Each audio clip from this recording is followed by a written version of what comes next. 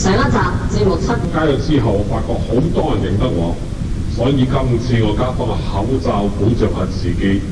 今集呢，就會同大家講下搞乜鬼靈異小知識。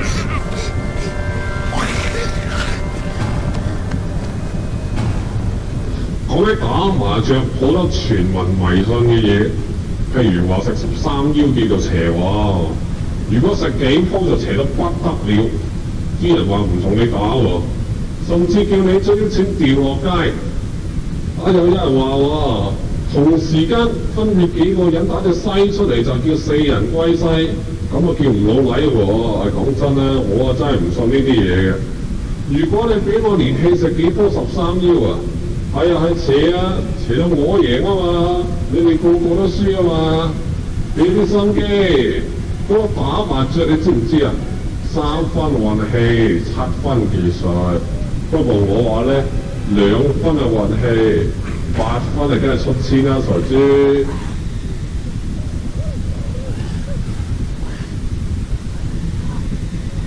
喺過去我講過好多打麻雀防止輸錢嘅禁忌。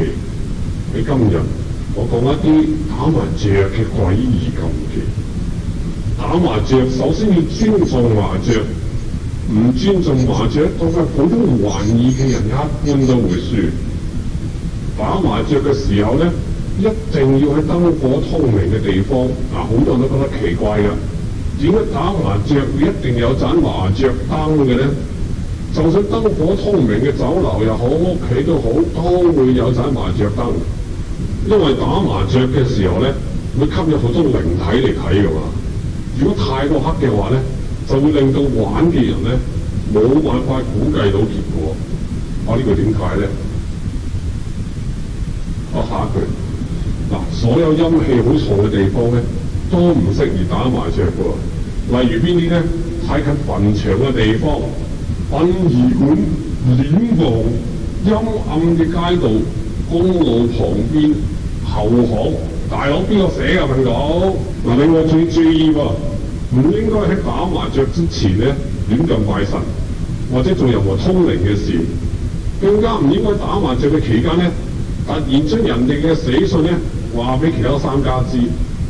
亦都唔可以打麻雀嘅期間咧講太多靈異嘅故事，即係唔好聽我講嘢。亦都唔應該打麻雀期間咧將視線往麻雀以外嘅地方，唔係輸死你。亦都唔應該喺打麻雀期間咧睇啲陰暗嘅地方。亦都唔可以打麻雀嘅期間咧，將自己嘅麻雀咧放喺人哋嘅位置上邊。呢啲情況真係唔可以唔知。不過講完我都唔明。咁另外啦，打麻雀嘅時候有啲牌張咧係絕對唔能夠出嘅，就好似四人歸西咁啦。如果有一個人打一隻西出嚟咧，其他人應該打咗其他牌先好打。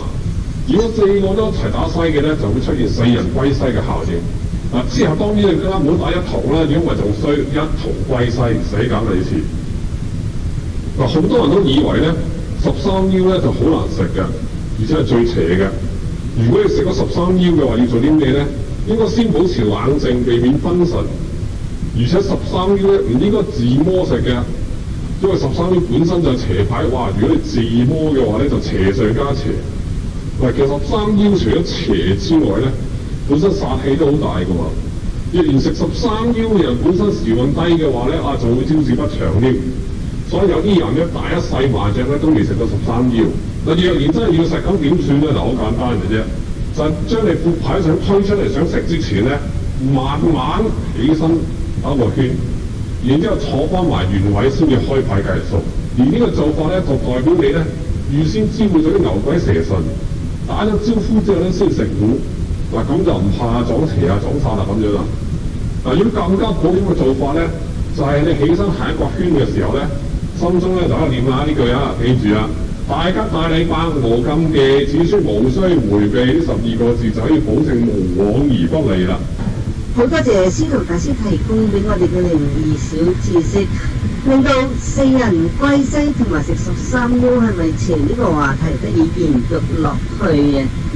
亂車行晒實在冇符，玻璃吉低又會日過日，南無法術係靠咳個筆，夫做邪神，聚晒響做法，回天宮拍四圈啦，得啦夠腳有突令。